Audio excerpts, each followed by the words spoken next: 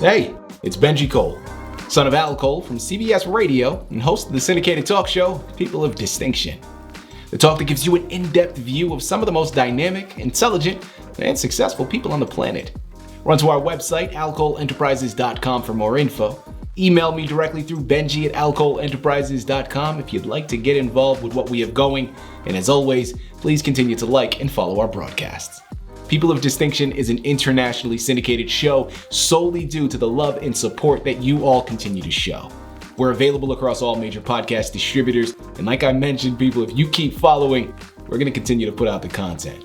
Now sit back and strap in because we are delighted to showcase this next guest on our network.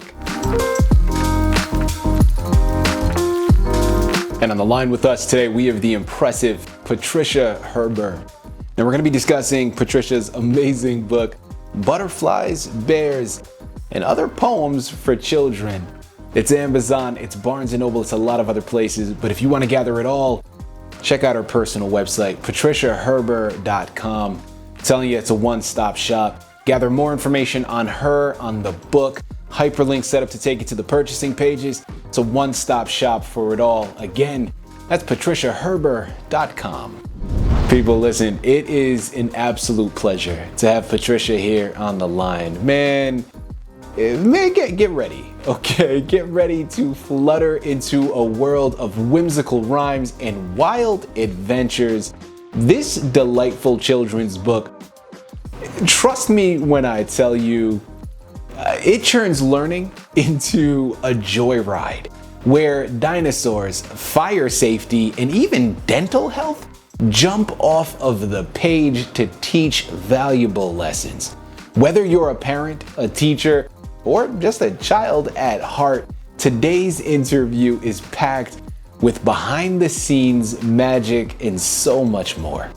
We're gonna discuss some of the poems found in the book, but trust me when I tell you, man, we're only gonna scratch the surface. By the time we've concluded, you're gonna run and purchase your copies because you're gonna understand why this is one you need to add to your shelf. Patricia has done something incredible here with the rhyming, with the melodic tone that she utilizes in her poems. Your children are going to be learning so much without even realizing they're doing so. This is one you're gonna wanna add to your shelf. Let's get started.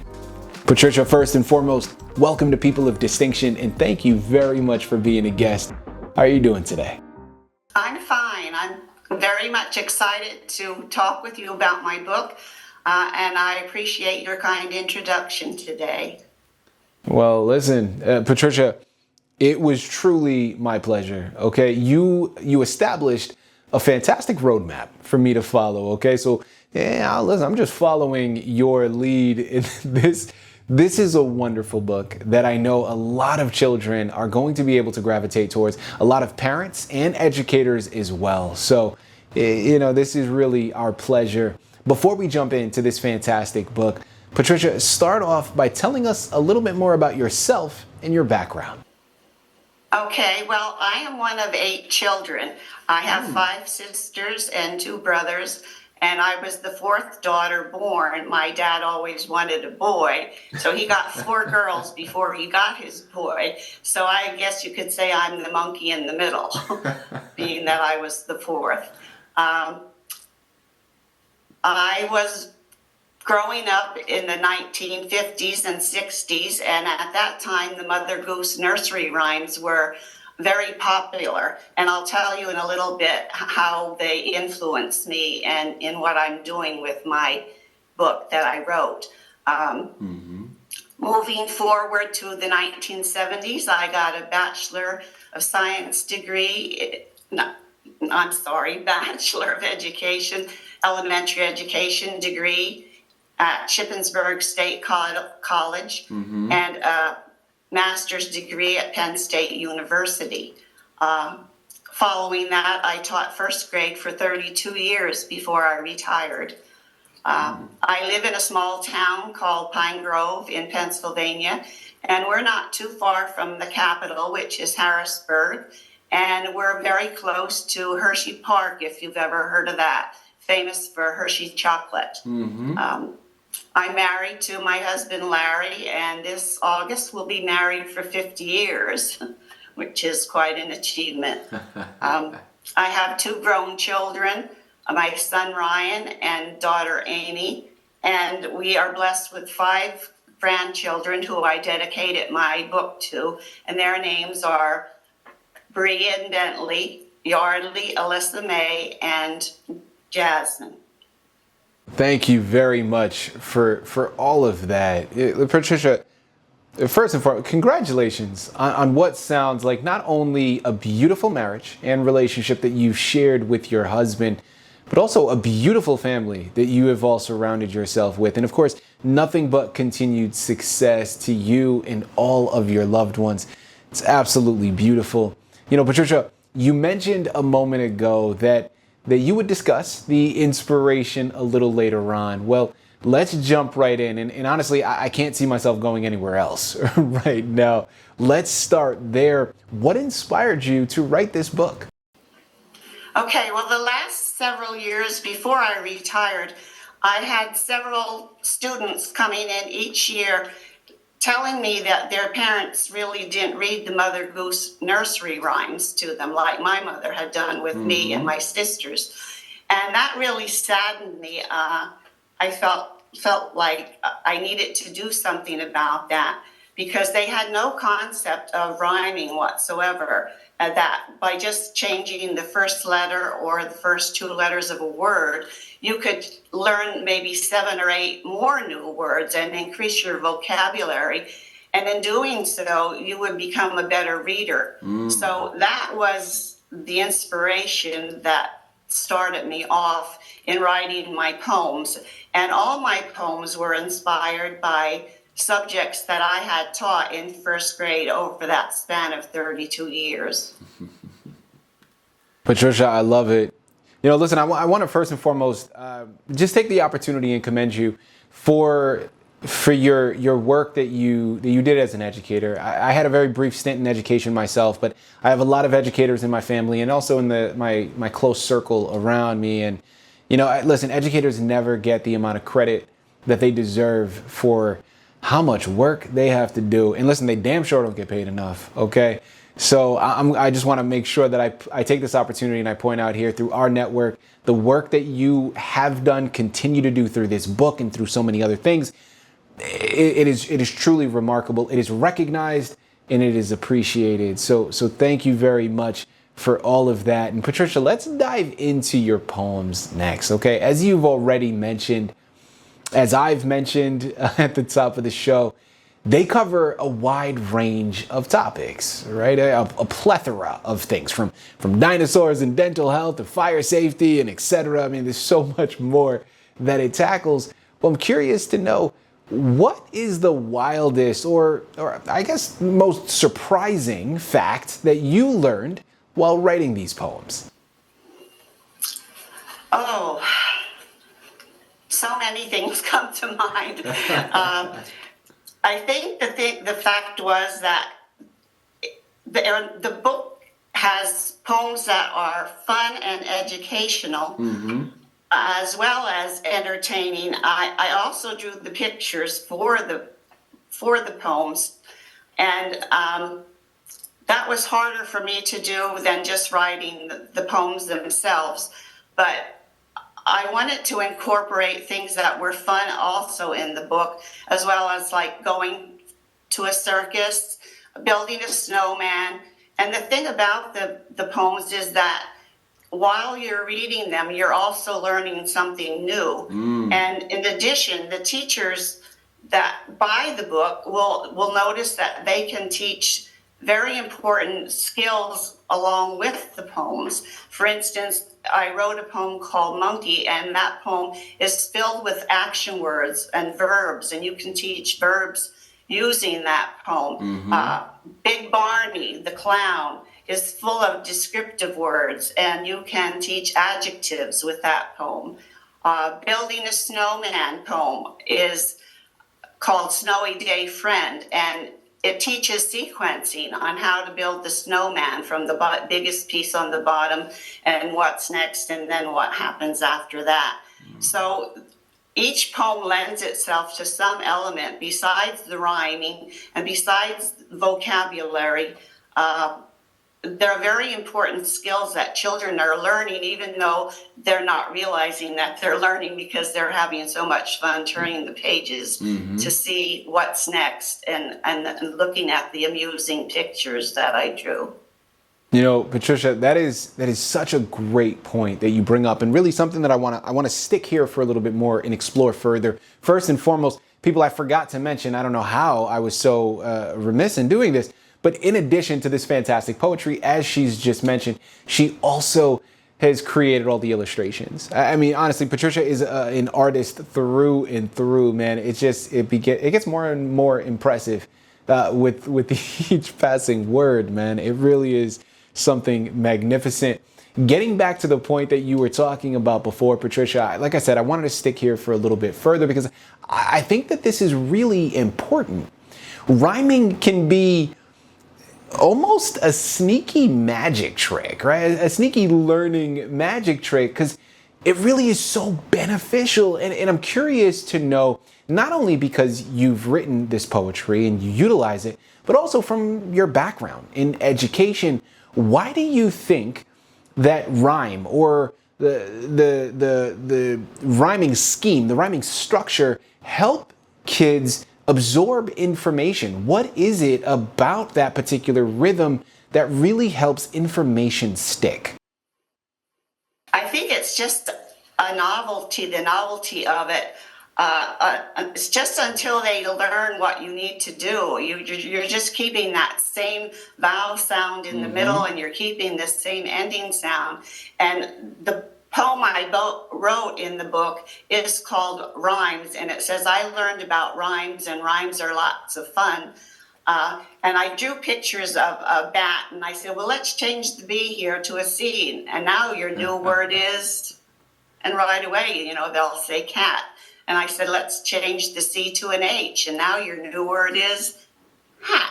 So they're keeping that rhythm as they read, and they're having fun while doing it. And pretty soon you're asking them to brainstorm words that will rhyme, and that's where the fun comes in. And as I said, they're learning to read, and they're increasing their vocabulary, which increases their fluency. And they don't need to know all that, but you just end up being so proud of them because they're using that rhythm to build new words that they see in context, in a story or in a poem. People, I'm telling you, this is one you need to add to your shelf. Listen, it's been there on the screen this entire time, but I'm going to say it for you once again just to make sure there's no mistakes, man. It's Amazon. It's Barnes & Noble. It's patriciaherber.com. Head on over there today. Pick up your copies of this amazing, this wonderfully written poetry book for children. Your kids are going to get lost in this magical adventure, and you as their parent or their educator are going to have peace of mind of knowing that not only is it an entertaining read, but man, listen, there's going to be a whole lot of learning that is happening as well. Pick up your copies today. Patricia, I'm curious here with this next one, and I know it may be hard, but I want you to try to sift through, all right, and really pull this out, because with my next question here, I want to know, do you have a favorite poem that you've written, and if so, why? I do. I wrote a poem. It's the dental health poem, and I drew a zebra, and I put braces on him. And if you'll allow me, I'll read it to you. Yes, please. Okay. It's called Teeth. Did you ever stop to wonder why people have teeth? They help you talk, help you smile, and especially help you eat. You need to visit the dentist, floss and brush every day. If you don't take care of them, they're going to decay. Then you'll get cavities, holes and pain in your teeth. The dentist will need to fill them to give you some relief. Sometimes teeth become crooked and don't grow in right. Then you can get braces to help fix your bite. Think about some of the animals living at the zoo. Do you think they'd have nicer smiles if they had braces too? I love that. I love it. Listen, okay. Well, so now we've heard what your favorite poem is, a wonderful one, by the way. Well, now I'm curious, which poem do the children often gravitate towards? I would have to say the dinosaur poem, especially for the boys. Yes. Listen, man, it's something about those dinosaurs. I get. Kids just love it, don't they? I mean, honestly, my children, me when I was growing up, there's something about it that is it leaves us in awe, and we are just drawn to it. You know, Patricia, as we close out of here, we've discussed a lot of information, but is there anything else that you would like to let our listening audience know before we let you go? I would have to say that for the audience to keep reading those Mother Goose nursery rhymes to their children because they're so important, and also to keep reading, period, with your children. Either having them read to you or you reading to them, because in today's world, children are missing out on that quality bonding that they get with their parents. And I think my book allows for that. I just recently saw a picture of a mother bunny, a rabbit, sitting with her baby bunny on her lap. And it said, "There is no app for your lap." And I thought, wow, that's brilliant, because that's how I feel about reading. I think it's just that quality bonding that children get to experience with their parents. Many children are not getting that these days, and there's no substitute for reading with your child. It gives the children that closeness that they need, and it gives them the opportunity to get away from the video games for a while and sitting in front of the television set. And so my hope is that people would buy my book. It makes a great gift for birthdays and for the holidays, such as Valentine's Day. Instead of giving them the candy and all that other junk that they don't really need, buy a book. It's a great gift. You could even give it to young men and women who are just getting a degree in elementary education to use in their classrooms, in their libraries. It's great for teachers to purchase, librarians to purchase. It's wonderful to give as a baby shower gift. It's great for elderly relatives that you know who enjoy poetry. It's great for people who are in nursing homes. Just so many uses that you can do with my book. And I just wish that kids all over the world would have access to it. I would just be elated if that were indeed to happen. So that's how I feel. Well, listen, Patricia, I mean, honestly, that is such great advice, such powerful advice as well. People, not only just from spending quality time with your children and the benefit that that has, but also studies show reading with your children every day and often makes a huge difference in their, in their lives, right? In their education, in how they grow and develop. That is, I think, a remarkable piece of advice. And, listen, everything in moderation, right? I understand the world that we live in the world that we are currently developing and moving towards. You can't avoid the technology, right? By avoiding it entirely, you're actually going to handicap your children. So there needs to be a balance. But we got to get back to making it a priority to reading to our children. Fantastic advice. People, I'm going to say it for you one last time. It's Amazon, it's Barnes & Noble, man. It's a lot of other places. Make sure to check out her personal website, patriciaherber.com. The book is called Butterflies, Bears, and other poems for children, you're going to want to head on over there today and pick up your copies. Trust me when I tell you, we've learned some of the poetry, but there is so much more at hand that you're going to want to dive into, okay? Your children are going to thank you for it as well. I promise you that much. Patricia, this has been a true pleasure. I really do mean that. Such an honor. Thank you once again for being a guest on People of Distinction. Thank you, and I appreciate you. It was a fun experience for me, and I thank you so much for your kindness.